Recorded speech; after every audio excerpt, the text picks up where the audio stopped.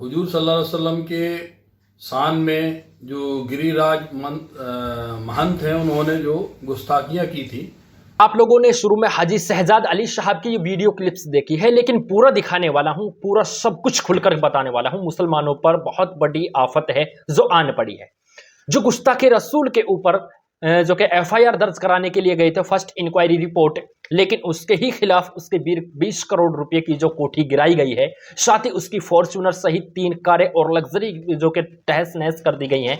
पूरी तरह से आप लोगों को मैं वीडियो भी दिखाने वाला हूं, यह भी समझाऊंगा कि इसमें आखिरकार ये वाकई में अवैध जमीन पर था, और आखिर जो कि मोहन यादव वहां के सीएम हैं एमपी के, वो क्या बोल रहे हैं, पूरा प्रोसेस बताऊंगा। साथ ही जो कांग्रेस के एमपी हैं इमरान प्रतापगढ़ी, उन्होंने भी इसमें जमकर अपना समर्थन दिया है। साथ ही वो आकर के अपना क्या मुद्दा उसने रखा है, उसने भी बड़ा एक्शन लेने की कोशिश की है।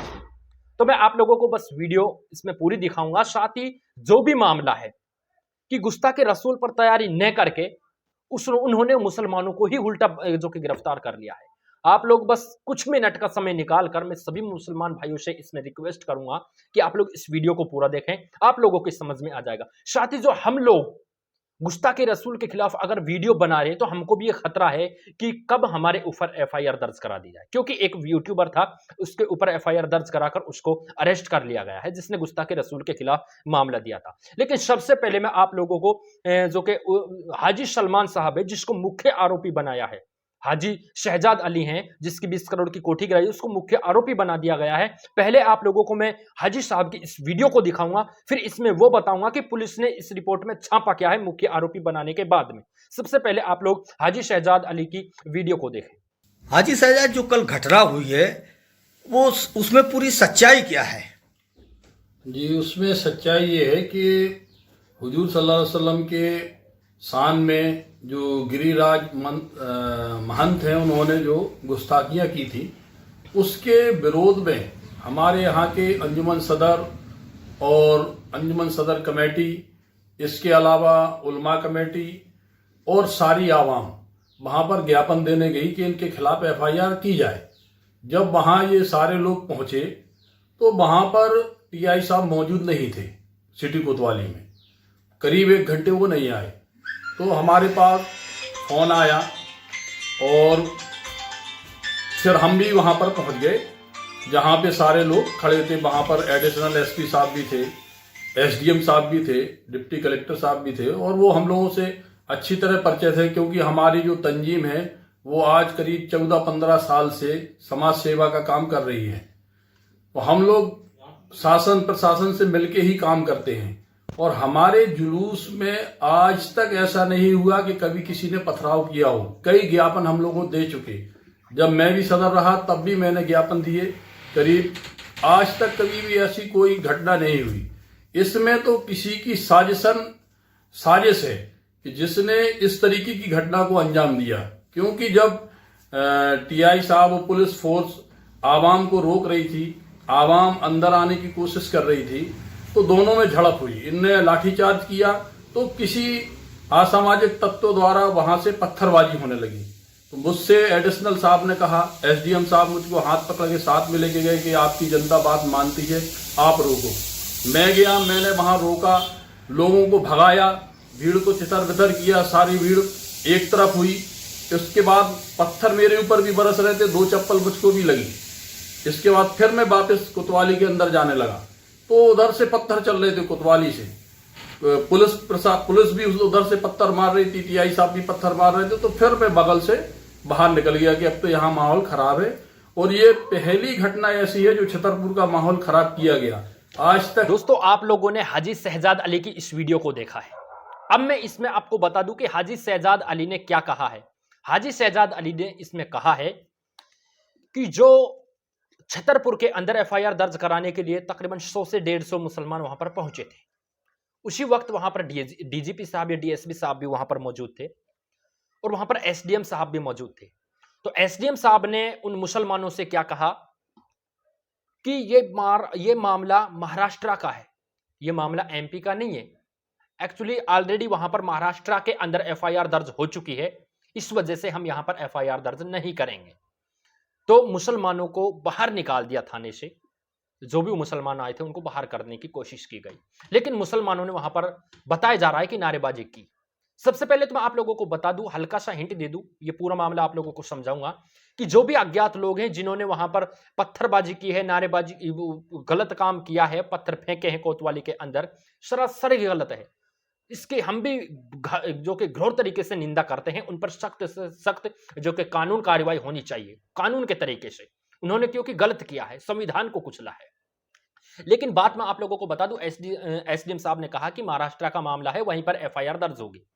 अच्छा, उन्होंने जो कि वहां की एफआईआर दर्ज नहीं की, तो उन्होंने जो वहां के कुछ लोग थे, हाजी शहजाद अली साहब को उन्होंने कॉल करके कोतवाली थाने के अंदर बुला लिया। उन्होंने कहा कि साहब ये एफआईआर दर्ज नहीं कर रहे, तो ये वहां पर पहुंचे तो इन्होंने एसडीएम साहब से कुछ ऐसे बातें की, लेकिन फिर भी एसडीएम साहब ने, वहां के थानेधिकारी ने मना किया कि हम यहाँ की जो कि महाराष्ट्र की एफआईआर को अब यहाँ पर दर्ज नहीं कर सकते। तो इसके बाद में जो कुछ लोग थे वहां पर, 100 से 150 और मुसलमान वहां पर पहुंचे हुए थे, कुछ और लोग वहां पर पहुंचे मुसलमान, लेकिन उनमें से अज्ञात लोगों ने जो कि पत्थरबाजी की कोतवाली के अंदर। बताया जा रहा है दैनिक भास्कर की रिपोर्ट के अनुसार कि वहां पर अज्ञात लोगों ने पत्थरबाजी की, जब शहजाद अली उस टाइम कोतवाली के अंदर ही थे। कोतवाली के अंदर शहजाद अली साहब भागने की कोशिश कर, जो कि कोतवाली के अंदर पुलिस वालों के साथ जा रहे थे, लेकिन बता रहा है कि डीजीपी साहब और थानाधिकारियों की तरफ से भी पथराव किए गए। वापस जो कि जवाब के तौर पर उन्होंने भी पथराव किए, लेकिन मैं फिर थाने से साइड के गेट से निकलकर मैं बाहर आ गया।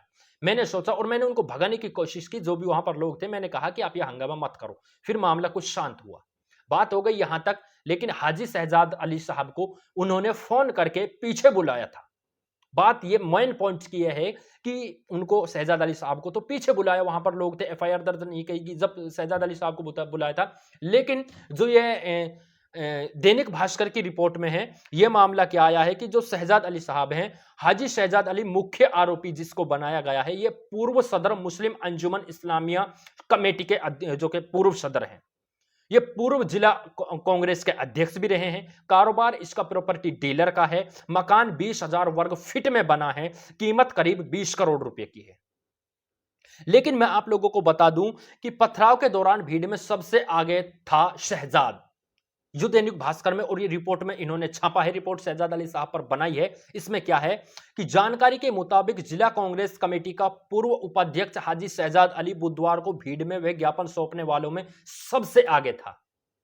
पथराव की घटना के बाद ही पुलिस उस पर कड़ा एक्शन ले रही है। इसमें क्या कहा गया है दैनिक भास्कर ने कि जो हाजी शहजाद अली है वो सबसे आगे पथराव करने वालों में था, ज्ञापन सौंपने वालों में उसी ने वहां पर नारेबाजी करवाई। लेकिन शहजाद अली साहब इंटरव्यू में क्या बोल रहे हैं कि मुझे वहां पर पीछे बुलाया गया, तब इनकी एफआईआर दर्ज नहीं हुई।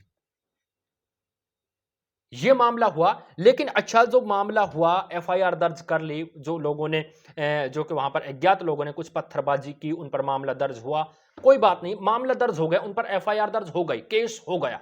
लेकिन यह मामला आगे कोर्ट तक जाना था। कोर्ट में जाने के बाद में जो भी कोर्ट इनको फैसला सुनाती, वाकई में ये मुख्य आरोपी पाए जाते, जिन पर एक्शन लिया गया, जिनके घर को तोड़ा गया है, सबसे पहले इनका एफआईआर हो गई। एफआईआर होने के फौरन 24 घंटे के अंदर अंदर उनके घर पर जाकर 3 मशीनें गई, बिल्डोजर से उसके घर को तहस नहस कर दिया। मामला यहां तक आ गया। लेकिन एफआईआर होने के बाद में मामला आगे तक पहुंचना था, मामला कोर्ट तक पहुंचना था। जब कोर्ट इसकी पुष्टि करता, तकरीबन कोर्ट ये कहता कि इसकी जांच कराई जाए, इसका मकान वाकई में क्या अवैध तरीके से बना है, इसकी जमीन अवैध तरीके से है, तो इसकी वजह से इस पर फिर इसके बाद में 15 दिन पहले इसको एक नोटिस जारी किया जाता शहजाद अली साहब को कि तुम्हारा जो मकान है अवैध तरीके से, अवैध निर्माण पे बना हुआ है, अवैध जगह पर बना हुआ है, सरकार की जमीन पर। 15 दिन पहले नोटिस दिया जाता है। लेकिन इन्होंने क्या किया, फौरन से इन्होंने एक्शन लिया, बिल्डोजर वहां पर गए, इसके मकान को तोड़ दिया, 20 करोड़ रुपए की कोठी को तोड़ दिया, तहस नहस कर दिया। अच्छा, वो मकान तो चलो अवैध पर ये बता रहे हैं, लेकिन मकान को अवैध पर बता रहे हैं, तो क्या वो गाड़ी जो इसकी फॉर्च्यूनर और 3 गाड़ियां और लग्जरी थी, क्या वो भी अवैध थी गाड़ियां भी? अगर वाकई में मकान को अवैध, देखी सरकार ने मकान को अवैध बता दिया है, मान लिया मकान अवैध है, लेकिन क्या वहां के जो कार्यकर्ता हैं, जो लीडर हैं वहां पर, जो कि पार्टी के लीडर हैं, सरकार में जो गवर्नमेंट में अधिकारी हैं, जो अवैध जगह पर जो मकान बनते हैं उसकी जांच पुष्टि करते हैं, क्या वो उस टाइम वहां पर नहीं थे? उन पर भी जांच होनी चाहिए। क्योंकि उन पर जांच इस वजह से होनी चाहिए कि जब मकान तकरीबन 5 साल से बन रहा है, अभी तक उस पर काम चल रहा है, तो फिर भी उनको पता कैसे नहीं लगा? कोई ये ऑटोमेटिकली टार्जन गाड़ी की तरह ऑटोमेटिकली थोड़ी ना एक रात में मकान बनकर तैयार हो गया कि भाई ये तो एक रात में ही बना है, इसका किसी को पता नहीं चला। लेकिन दोस्तों ये सरासर साजिश है। इमरान प्रतापगढ़ी ने कहा है कि मैं बहुत जल्द इस मामले को लेकर सुप्रीम कोर्ट का दरवाजा खटखटाऊंगा। दोस्तों मैं इस वीडियो में आगे कुछ नहीं कहना चाहता, कमेंट सेक्शन में आप लोग बताएं क्या कहना चाहते हैं। गुस्ताखे रसूल के खिलाफ हमें फिर भी कानून और संविधान के दायरे में रहते हुए प्रोटेस्ट करना है।